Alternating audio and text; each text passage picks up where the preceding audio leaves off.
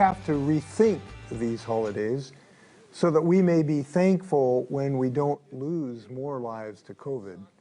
Like many of you, we Inslees love our Thanksgiving celebrations. For decades, we'd started the day off with a touch football game, followed with a potluck with family and friends, and then we finish it off with pie and turkey sandwiches. And these are treasured parts of our family traditions, including, of course, our grandkids with olives on their fingers. But this year, we know we're going to have to pause all that. This year, our family will celebrate Thanksgiving and Christmas, but we'll do it virtually. But here's some good news. We're only going to have to do this once. This is a unique Thanksgiving and holiday season. We're thankful that more therapeutics are on the way, as is the imminent arrival of a vaccine. And so there is a lot more at our disposal to fight this virus than there was when the pandemic began. We are optimistic that Thanksgiving 2021 will be the best ever. But this year, it's just too dangerous to gather together indoors where the virus can spread so easily.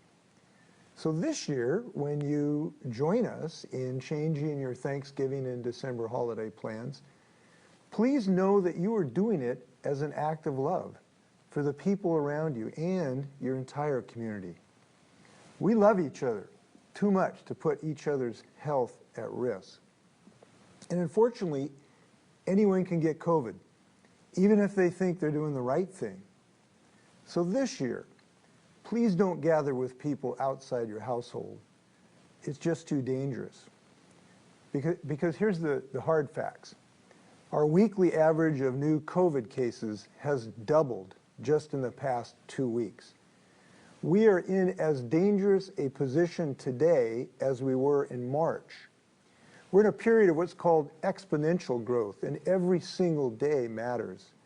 We cannot wait until our hospitals' halls are lined with gurneys waiting for rooms before we take decisive action. Now, we have done some good work already in our state.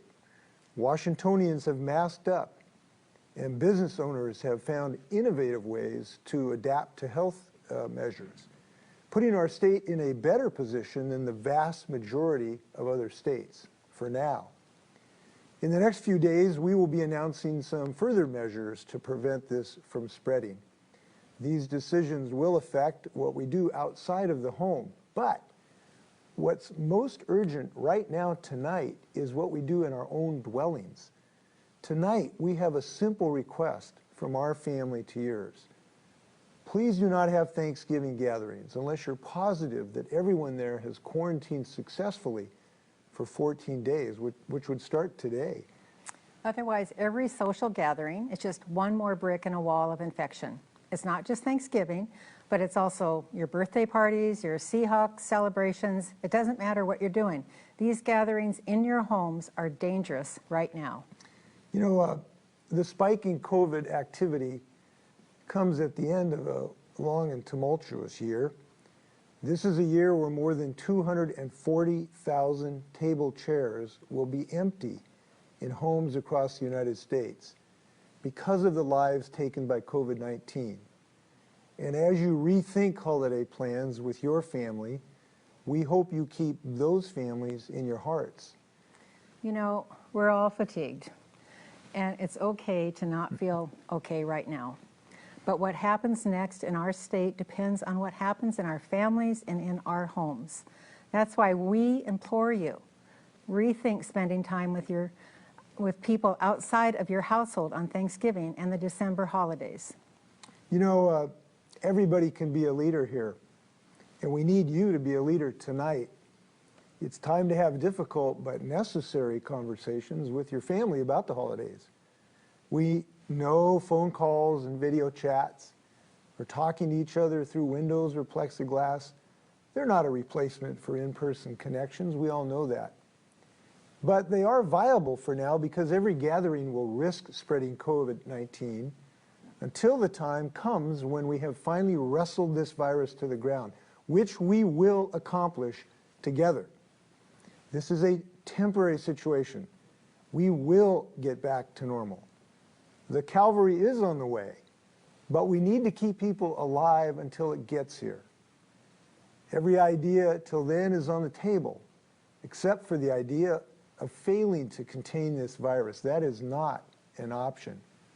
The price of failure is far greater than the price of doing the things we know work against this virus when we stick to them. Lastly, we'd like to say thank you. Thank you to the frontline and essential workers, from our healthcare system to our educators, from our farms to our grocery stores, from our retail to our childcare workers, who have all faced considerable risks throughout this pandemic. And thank you to our seniors, who are the most vulnerable to this virus and who have been the most isolated during this time. And thank you to the 7.6 million Washingtonians who have each other's backs every day and who we are eternally grateful to call partners in this fight. There is plenty to be thankful for this year, knowing that we have the tools and the people to defeat this, and we appreciate all of you. We are not helpless in this fight, so let's go wage it. Happy Thanksgiving from us to you. Stay healthy, Washington. Thanks, everyone.